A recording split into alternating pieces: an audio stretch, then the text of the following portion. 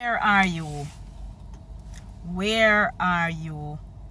Adam, where are you?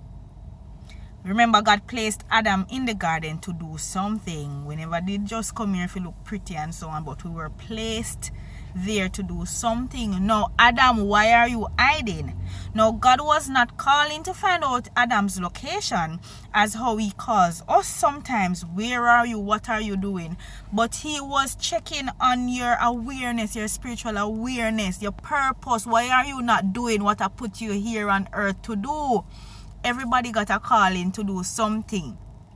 Where are you? Now, this call should allow us to assess where we are, to assess ourselves, to see. Even when I'm looking on the 3 Hebrew boys, for example, when they were brought into Babylon, they were captured and brought into Babylon, they maintained their identity, so they knew who they were. They were brought to Babylon, and even in Babylon they tried to change their names. So the 3 names that we know, Shadrach, Meshach and Abednego, were actually the Babylonian names that was not their original names. So it is important for us to know our identity. Where are you? Know your identity. Know who you pledge allegiance to. When they went to Babylon, they did not take on the role of the Babylonian lifestyle, worshipping how they worship. They did not assume the culture. And this is something that Pastor was preaching about in church yesterday, that we have to be careful, because a lot of things are creeping into our society. Culture. We see the same gender issue creeping in, where in the beginning, when God created man and woman, they might make you feel like, oh, I can choose to be a woman today. Or if I want to have sex with a woman, I can choose to be a man today. So it is almost like they want to thwart the truth and make the truth relative and teach us as if there is no absolute truth, that God created man and woman. But they are gonna say it is relative. It depends on how I feel. I may feel like you understand, some things that are not truth, absolute truth, they are subtly bringing it into society, and it is creeping in. And probably it's a good thing I don't really watch TV so much, because some of these shows that I'm watching nowadays, I don't know why them have to put in a little perverted scene. You have 2 men either kiss or get married, or 2 women, and it becomes okay and it becomes normal. And when we start to entertain those types of thinking, you start think, say, it's not too bad after all. Probably God designed them like that to be attracted to. So I start to play with our consciousness, and over time those things creep in. Even the little games where the children play, I have to be watching them, boys. The games where them play, the cartoons where them watch, them put in some little perverted scenes. I mean, I say, oh, this reaching a cartoon. Why are they teaching these things to the children? Why are they teaching that it is okay for man and man to be parent? It is not right. Man and man cannot be a parent. Woman and woman cannot be a parent. It is not right.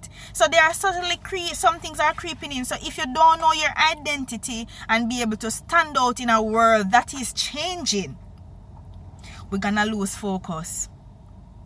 And it is a call to be completely dependent on God. This faith walk, it has to be a complete trust. Like the 3 Hebrew boys, they completely trusted in God. So even when King Nebuchadnezzar made up that statue for them to bow down, when everybody else bow, the 3 boys were there standing. They trusted God completely. And here the part that I like about them. Even if God don't deliver me, I am not bowing to Babylon. And that is the stance we have to take. Even if God not real, me now go commit immoral things. Even if God not real, me cannot kill my neighbor. Even if God not real, I can go bad mind people and I try lick box food out of somebody else's mouth. Even if there's a complete trust, even if God don't deliver me, there are certain things me nah go do. So it is a complete trust in God. And sometimes at them situations, and you realize, so when the enemy say you make a choice, you decide, say you now go walk down certain road, him turn up the pressure hotter, you ever realize that sometimes that when you hold on the principles of God, at that time the enemy coming after you, man, with everything, they turned the fire up 7 times hotter. So the enemy I say, watch out for me, you think you is in control, but watch out for me, you. So they turned the fire up 7 times hotter. Nebuchadnezzar got his strongest men, the strongest soldiers, the strongest men, because the enemy done with you now, because what you say a foolishness. So him turn up the fire hotter, him carry him strongest men them, throw in the 3 Hebrew boys. The men who throw the boys in the fire died. But hear what? The 3 Hebrew boys, they stood their ground and they stood there in the fire. And even when King Nebuchadnezzar realized, and I say, but wait, I never 3 people were thrown at the fire. Oh, me I see 4. It must be God. So even the enemy know God. So if you don't stand up for something, you will fall for nothing. And hear my part with me love. You see, because the 3 Hebrew boys stood for something, they were promoted. And everybody was transformed. And everybody got the salvation message. And everybody got to know the real God. Because the 3 Hebrew boys, they stood up. And that is how we have to stand. We can't compromise God. We have to just trust him completely. Even when you're not really to understand. Because even if God not come true, boy, me I do this thing, me not really too sure, because nobody never did that and come back and say God real. But me trust that there is a true and living God, and therefore my lifestyle will depict a certain way of living. You understand? So this is just right.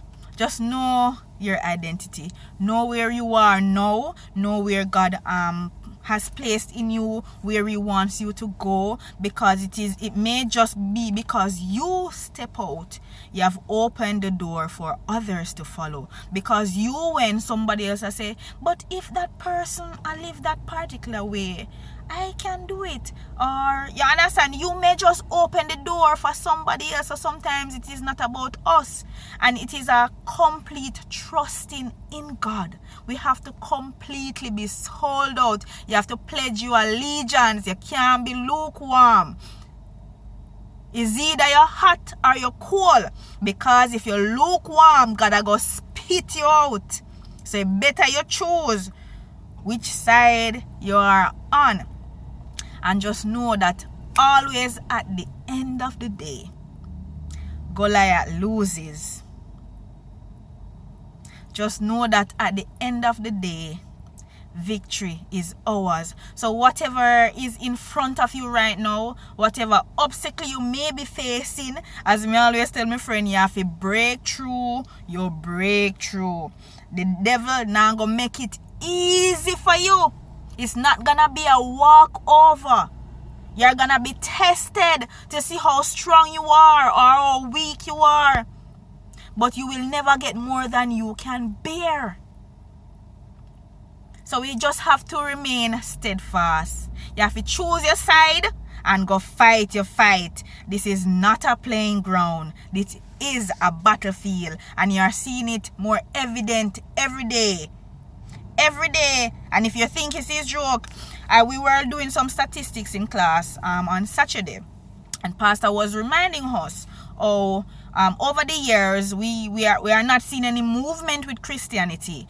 We have been about 2.1 billion out of, it was 7 billion, about 8 billion people are in the world now, and we have been at about 2.1 billion. We not grow.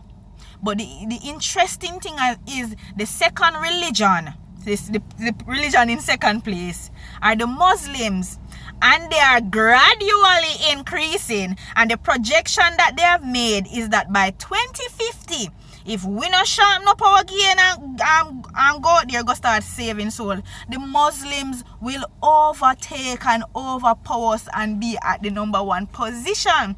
Because here what the Muslims are do. When them I tell we if you have 1 and 2 children, the Muslims are have 3 and 4. So naturally they are passing on their faith to their children. And you know say you can't ramp with Muslims. As me say, people will take step up Christianity and then blame the church for this and then blame the church for that. But you never hear anybody say anything about the Muslims, because the Muslims them serious and they're aggressive and then we kill you. It's not like where we joke out the things sometimes. They are serious and they are strategic. And therefore, even us as Christians, we have to make sure that we are passing on our faith. We are sharing the word of God. It is not just to come in the secular world and be in the world. But we have to be make a difference. We have to be the light somebody will see. Even if you're not saying nothing to them, make them see how you operate.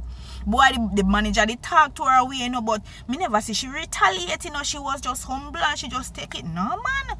Something about her. That lady, they always have respect for people. All when them talk down to her, she say, yes, ma'am, no, ma'am. Not that you are to let people abuse you, but you have to make them feel like them win.